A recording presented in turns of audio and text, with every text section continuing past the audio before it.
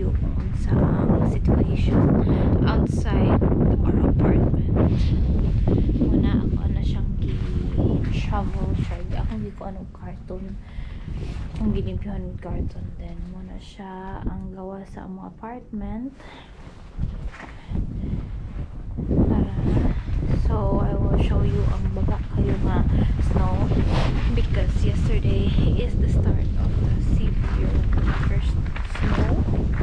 Then kanang it's so windy yesterday, pero sa afternoon and in the morning in February 14 dili pa kayo, pero this is the situation pagka gabi na, then baga na kayang snow. Look, can even step on it and then malubong na ko ang shoes.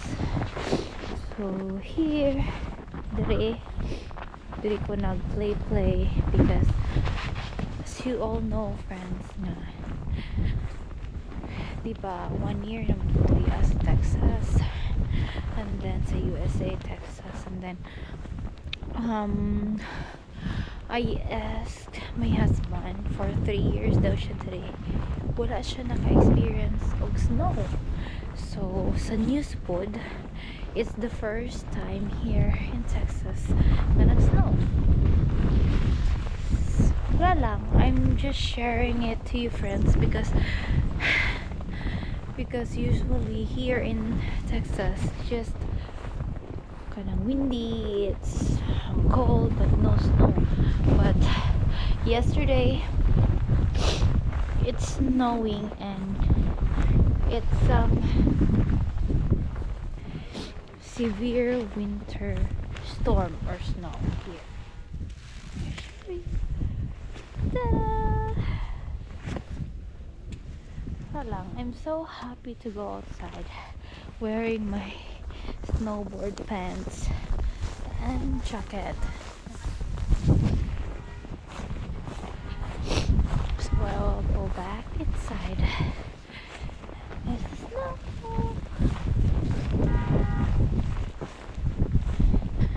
Wala lang kubuang friends. I'm just sharing it to you. Oh my goodness.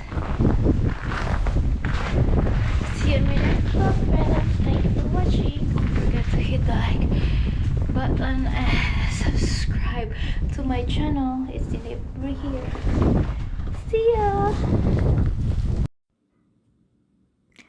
First time gyud ako naka-experience ani nga snow. As in happy kayo ko kay diri gid sa mong nataran. Then nag-pictorials pud ko, picture. Then higda. Then naggunit-gunit sa snow. And then I tried snowboarding, which is lisod man day siya kay fresh pa kayo ang snow. Dili ni siya lalim nga experience, as in grabe nag-struggle jud mi, pero thankful gyapon mi kay we're safe and still happy.